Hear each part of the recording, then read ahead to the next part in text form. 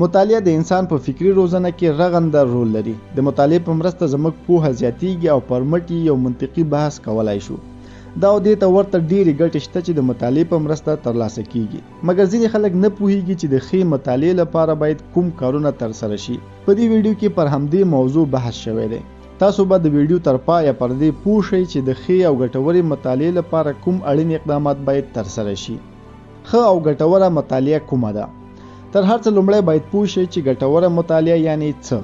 له ګټورې مطالعې څخه موخه داسې مطالعه ده په کوم کې چې تاسو فکری بلوغ ته رسیږئ، معلومات مو ډیریږي، په رفتار، کړنو او خبرو کې مو فوق العاده بدلون حس کوئ. د ګټورې مطالعې لپاره دا لارښوونې په پام کې ونیسئ. مناسب ځای. که غواړئ د مطالعې په جریان کې زړه تنګون حس نه کړئ نو هڅه وکړئ مناسب موقعیت ځان ته وټاکئ. د ځای ټاکل انساني طبیعت ته په کتو فرق کوي. ځینې خلک په آرام او ځینې نور بیا له شورماشوره په ډک ماحول کې ښه مطالعه کوي، خو اکثریت یې دا خصوصیات لري: آرام ماحول، منظمه کوټه یا میز، د مطالعې چوکۍ او میز، آرام میوزیک او یا هم مطلقه خاموشي. خپله هم منظم اوسئ.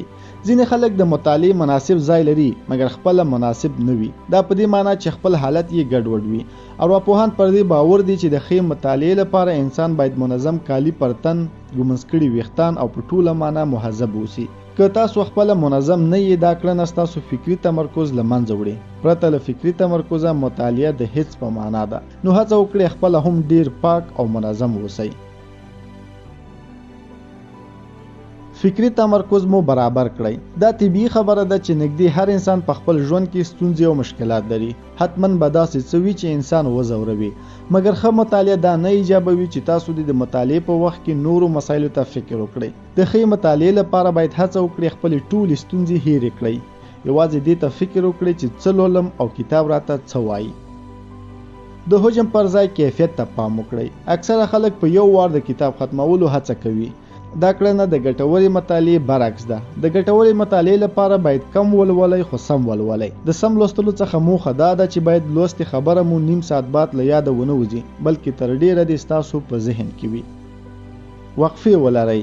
مسلسله مطالعه د ګټورې مطالعې د تګلارې خلاف ده. د ګټورې او ښې مطالعې په اصولو کې یوه بله مهمه موضوع هغه د مطالعې په منځ کې وقفه ده. که غواړئ ښه مطالعه ولرئ نو حتما تر ټاکلې مودې وروسته یوه لنډه وقفه واخلئ، اوبه وڅښئ، قدم ووهئ او یا هم د خپل ذوق مطابق کوم بل کار وکړئ.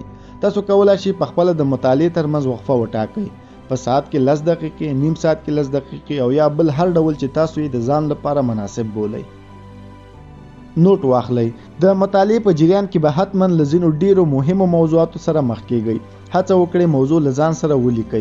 په دې توګه یا د موضوع ستاسو په مغزو کې تر ډیره پاتې کیږي او هر وخت ترې استفاده کولای شئ. د کتاب په اړه خپل تاثر ولیکئ. کله چې تاسو کتاب په بشپړ ډول مطالعه کړ کولای شئ په اړه یو څو کرښې خپله هم ولیکئ. ځینې خلک نه پوهیږي چې د کتاب په اړه لیکل څنګه وکړي. د دې چارې د اسانۍ لپاره موږ تاسو ته تګلاره چمتو کړې. همدا تعقیب کړئ. د لوستل شوي کتاب په اړه به ستاسو لیکنه چمتو شي. د کتاب په اړه ووایئ. د کتاب نوم، لیکوال، چاپ، خپرندوی ټولنه، د پاڼو شمیر او ورته نور مسایل. د لیکوال په اړه ډیر لنډ وغږیږئ. تخلص، آثار او یا هم د ژوند په اړه یو څو کرښې. د کتاب پر عنوان او محتوا خبرې وکړئ. ځای ځای ترې نقل قولونه هم راوړئ. د موضوع په اړه خپل نظر ولیکئ. کومه موضوع درته نوې او جالبه وه، ولې یې نورو ته د لوستلو توصیه کوئ؟ پر تاسو یې څه اغیز وکړ؟ که په خپله لیکنه کې دغه پوښتنې ځواب کړئ نو د لوستل شوي کتاب په اړه به ستاسو لیکنه ډیره خوندوره او په زړه پورې راشي.